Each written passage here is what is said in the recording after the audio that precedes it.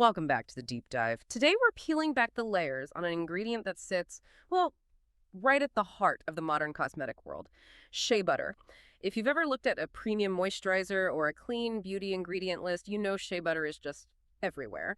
But we're not analyzing it as a simple rustic moisturizer. No, we are dissecting your source materials to understand shea butter as a high performance, really complex cornerstone ingredient. Our mission today is pretty laser focused. We need to understand how expert formulators choose between these radically different variants of shea butter, the precise science behind its performance, and crucially, why sourcing integrity is now non-negotiable for any brand that wants to play in that clean label or sustainable space. And that strategic framing is so essential because the value of shea butter in a premium product goes far, far beyond the fact that it's natural. Its functional necessity is tied directly to its specific balance of fatty acids, its built-in antioxidants, and its unique ability to stabilize emulsions. If a brand fails to control its quality meticulously, from the moment the kernel is harvested to the moment the product is jarred, the entire formulation and the brand's promise, it just falls apart. Okay, let's unpack this, because the sources make it clear that premium brands today aren't just ordering shea butter, they're working off a technical specification sheet that looks more like a contract than a purchase order. It absolutely does. They are scrutinizing a checklist of critical attributes. Purity, of course, is foundational, but they're also focused very intensely on color, which signals consistency, and oxidation stability, which is the direct determinant of shelf life. And maybe most strategically, they monitor the fatty acid balance because that dictates the entire sensory experience, the texture, the melting point, and what we call occlusivity. Which is just its ability to lock moisture in, right? Exactly. Its ability to form a barrier. That immediately brings up a core conflict, doesn't it? The difference between unrefined and refined shea butter. It seems like the market wants the authenticity of unrefined, but the lab often demands the consistency of the refined version. That is the central tension for formulators, especially for those in the clean beauty space. Unrefined shea butter is preferred for that strong, natural aesthetic. It retains more of its inherent compounds, the natural kind of buttery scent, the ivory to yellow color, and a higher concentration of natural antioxidants like tocopherols. And that natural signature, I imagine, amplifies the perceived quality for the consumer. It suggests minimal processing. Precisely. It creates a powerful, authentic brand narrative. The consumer feels like they're buying into the idea of a whole, minimally touched ingredient, the better shea butter. However, for the manufacturer, that natural variability is a huge logistical headache. Batches will naturally differ in scent, color intensity, consistency, all based on the harvest region, the season, the drying process. So it requires much tighter, more expensive manufacturing controls to harmonize the final product. Much tighter. So if the consumer is demanding natural, why do our sources show that the majority of sophisticated formulations, even high-end ones, still rely on refined or highly processed variants for their core structure? I mean, isn't that a conflict in clean beauty messaging? It is the ultimate formulation compromise. Refined shea butter is an exercise in stability and predictability. It undergoes filtration and processing to strip out the majority of that natural color and aroma, creating a neutral sensory profile. And the benefit there is consistency. The massive benefit is shelf life and uniform blending. If you are creating a stable emulsion that needs to look consistent and white across a million units, or if you're adding a delicate, expensive fragrance, refined butter is functionally superior. It just guarantees predictability. But as you mentioned, that refinement process can come at a cost to the initial natural content. It does. Refinement slightly, or in some cases significantly, reduces the concentration of those natural tocopherols and phenolic antioxidants. Okay, so what does that mean for the formulator? It means they have to budget to compensate, either by adding targeted synthetic antioxidants, which can sometimes clash with the natural brand story, or by using highly stable, light protective packaging. Which brings us to the ultimate functional choice, the deodorized and refined variant. This sounds like the perfect engineering solution for maximum stability. It is the ultimate neutral canvas. This variant has undergone additional processing, often something like vacuum steam distillation, to minimize any trace odor, making it virtually odorless. It is essential when sensory neutrality is non-negotiable. And where does that level of neutrality become an absolute necessity? Think about fragrance-free products for highly sensitive skin, or baby-safe formulations where even trace natural aromas are undesirable. But here's where it gets really interesting for our audience.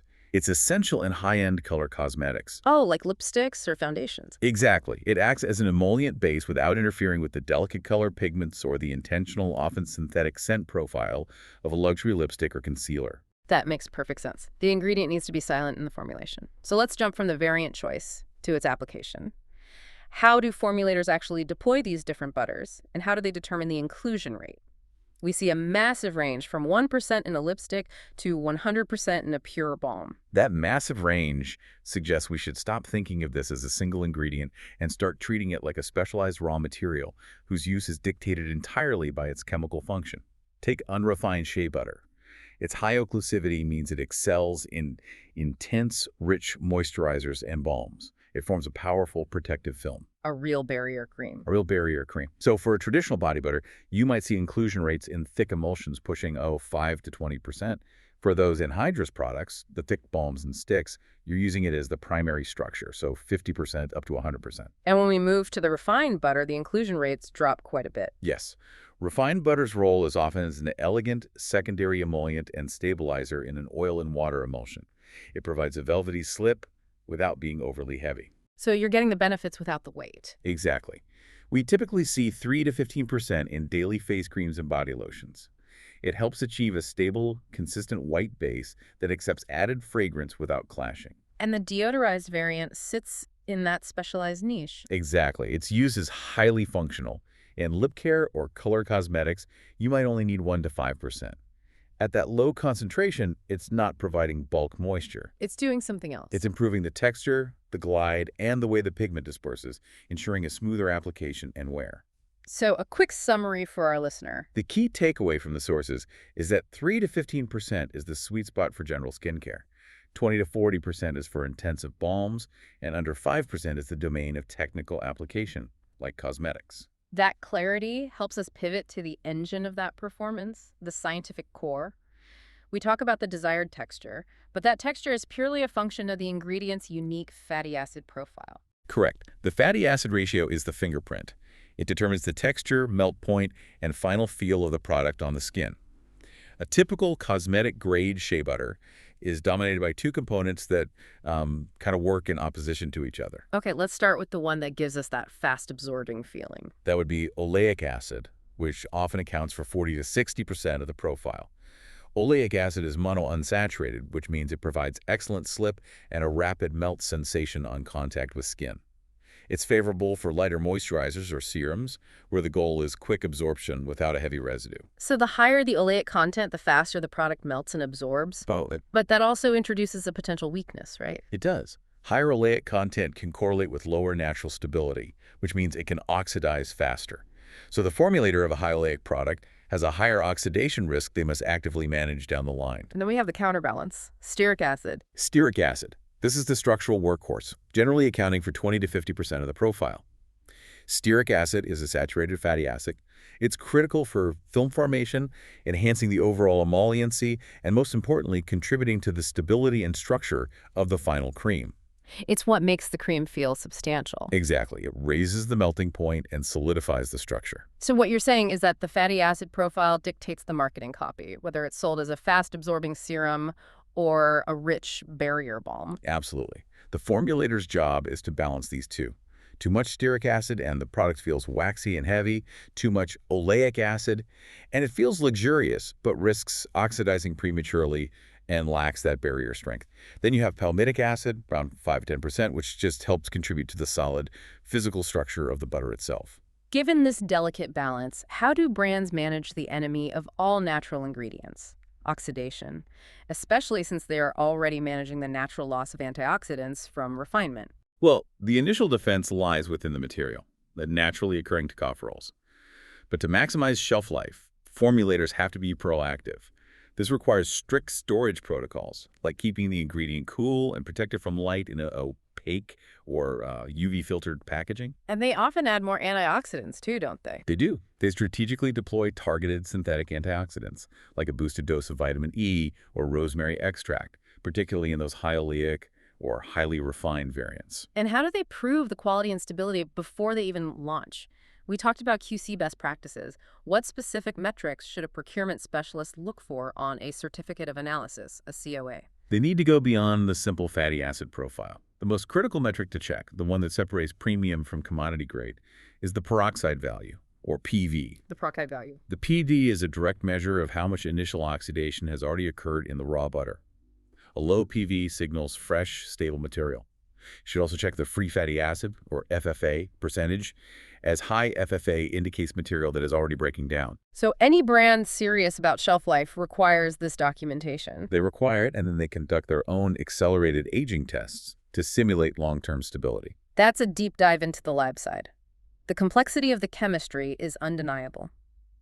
Now let's connect those lab requirements, that need for verifiable data and low peroxide values, directly to the supply chain, which is often where the initial variability originates. If we connect this to the bigger picture, the market trend for premium brands is overwhelmingly driven by the demand for integrity and traceability. It's no longer enough to claim you source ethically, you have to document it. The consumer wants verifiable proof that the product is both functional and responsible. And the sources highlight that this is done through certifications, two of which really stand out: organic certified and fair trade certified. Correct. Organic certification like Cosmos Organic or USDA Organic appeals to the strictest clean label narratives. This is fundamentally about auditing. It requires a documented chain of custody from the growing field through every single stage of transport and processing. And that guarantees the absence of banned synthetic pesticides. It does. It ensures the integrity of the organic claim. But the logistical difficulty of maintaining that chain of custody across multiple continents and processing facilities, it sounds immense. It is a massive financial and logistical burden. It means the supplier often has to run segregated processing lines just for the certified material to prevent any cross-contamination. That due diligence and documentation cost is inevitably passed on to the buyer, but it's essential risk mitigation. Especially when dealing with regulatory scrutiny. Absolutely. And the second key certification, fair trade, that addresses the human element of sourcing. Yes, fair trade focuses on equitable compensation and community development, which satisfies the ethical brand story.